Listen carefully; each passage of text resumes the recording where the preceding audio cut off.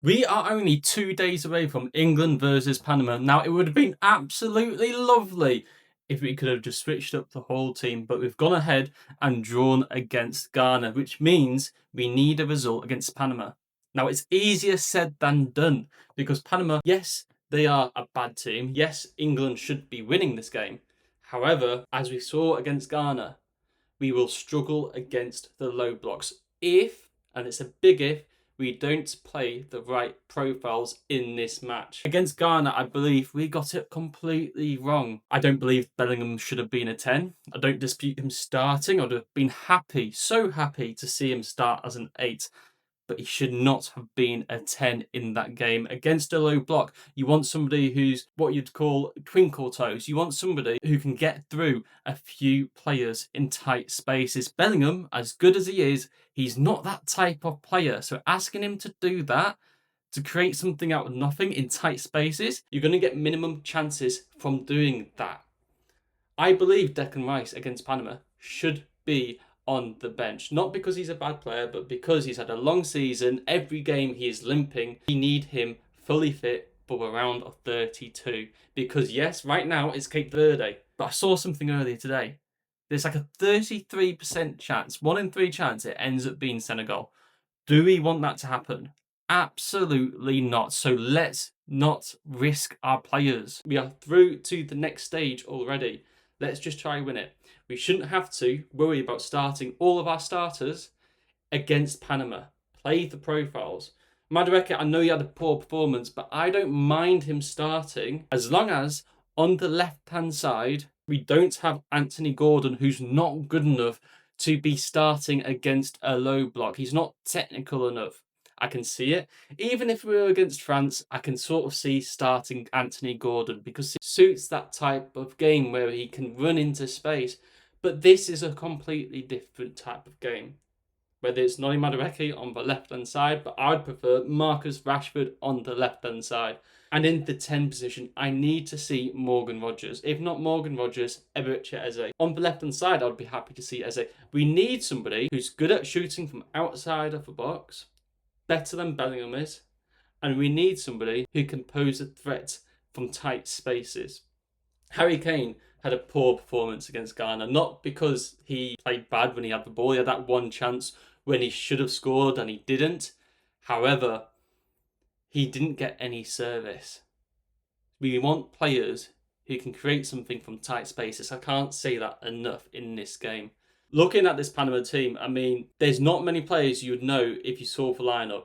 So we need to be taking advantage of we're going to have the ball a lot. Whether it's Rice benched or even Anderson benched, we need to have the confidence to play a Bellingham in the 8. Anderson, I want to see start just because he seems fitter than Declan Rice is right now. I trust he's going to be at 100% in the next round, whereas Declan Rice, I don't even think he's at 100% right now.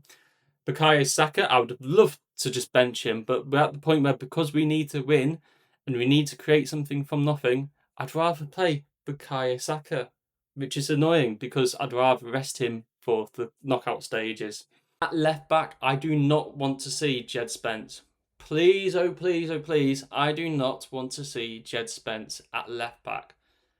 Trust ourselves. Nico Riley is such a threat against low blocks, especially when we need to cross the ball quite often, especially when we're going to have the ball quite a lot. He's technical, he's good, he's got a good shot of him. And we saw, yes, he hit the crossbar, but we saw how much of a threat he is aerially when we are just lobbing in crosses and we are lacking outside of box, creating real chances. He can be that chance. Reece James is another player I would have absolutely loved to see him benched on Saturday night.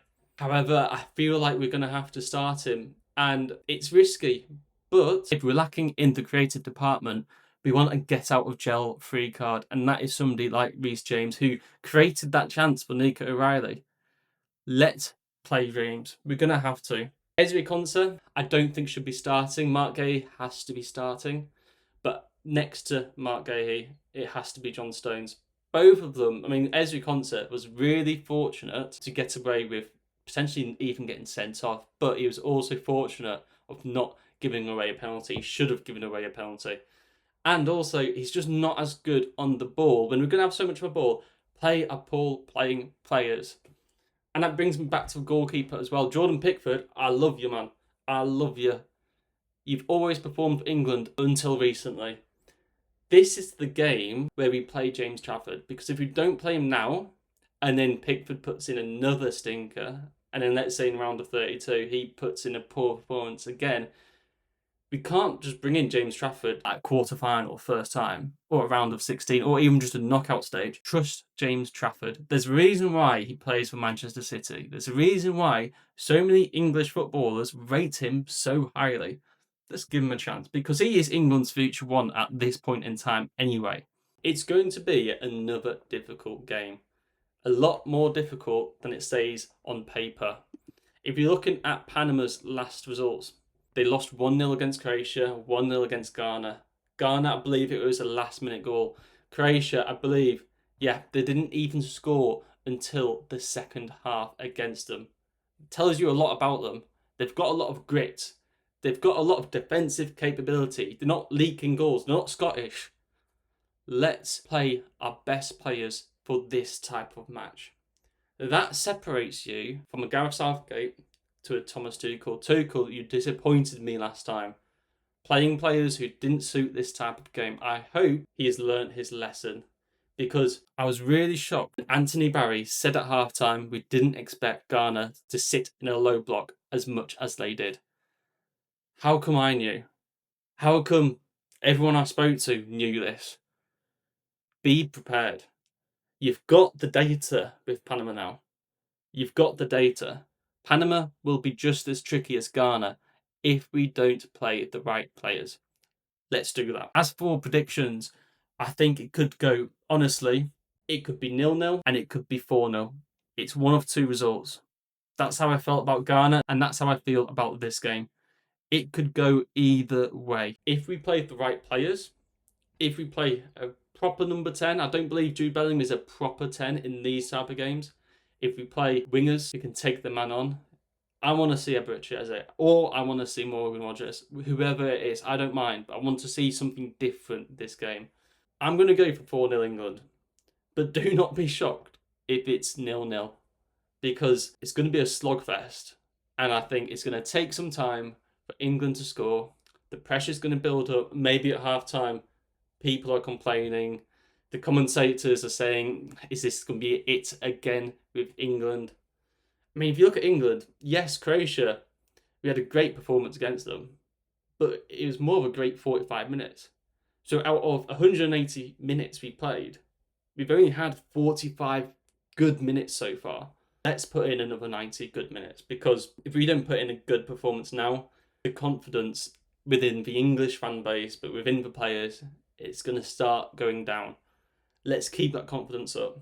If we can get a good win, and then potentially, as things stand, we're playing Cape Verde, but it could easily, like I said earlier, be Senegal. Let's get this win, get the confidence, so when we do play Senegal, which we lost to last time, 2-0, I think it was 2-0, let's make sure we've got as much confidence as possible to take them head on and get through to the round of 16, which looks likely to be Mexico, another potential slip up. Every game counts at this point. Let me know what you think. Do you think England will easily fly past Panama and it'd be 4-5-0? Or do you think it's going to be a bit of a slogfest? It's going to be a bit of a snooze fest. England are going to struggle against the low block yet again, and we don't see any improvements. If you like this video, then hit the like button. For a small creator like myself, it'll mean so much. And if you enjoyed the video and want to see more daily World Cup content, and then after that, daily football, Premier League content, hit the subscribe button.